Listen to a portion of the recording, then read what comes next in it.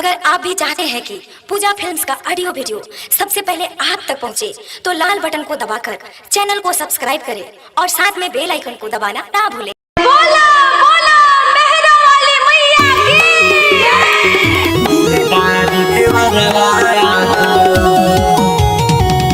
आप सुन रहे हैं अरविंद मेहता की आवाज में। असुमई हर हमके घुमा दो दिलदार देवरवा हो। असुमई हर हमके घुमा दो दिलदार देवरवा हो। बाड़े बलम जी न घरे देवरू हो। बाड़े बलम जी न घरे चल माई दुआरवा हो। असुमई हर हमके घुमा दो दिलदार देवरवा हो। असुमई हर हमके घुमा दो दिलदार देवरवा हो।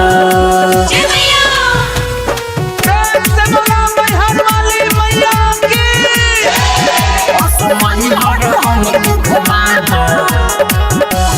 सप्तमी के दिन होला भीड़ बड़ी भारी। संगे संगे ले चल माई के दुआरी। सप्तमी के दिन होला भीड़ बड़ी भारी। संगे संगे ले चल माई के दुआरी। संगे संगे ले चल माई के दुआरी।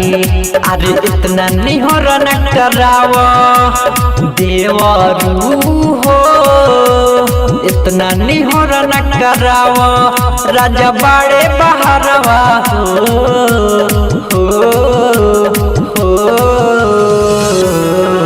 असुमई हर हमके घुमा दो दिलदार देवरवा हो।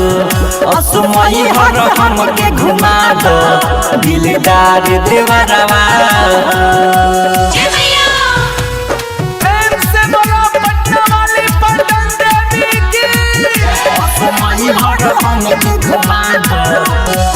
राइटर शशि तू करना बहाना।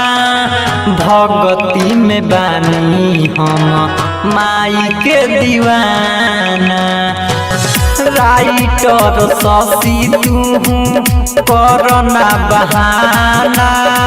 भगती में बानी हम माई के दीवाना। भगती में बानी हम माई के दीवाना। अरे अरविंद मेहता तू सुना देवरू हो। अरविंद मेहता तू सुना दूर बाटे शरणवा हो।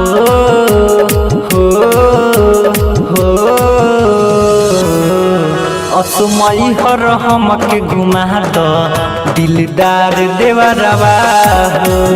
असुमई हर हमके घुमा दो दिलदार देवरवा हो। आरके रिकॉर्डिंग स्टूडियो कोटवा।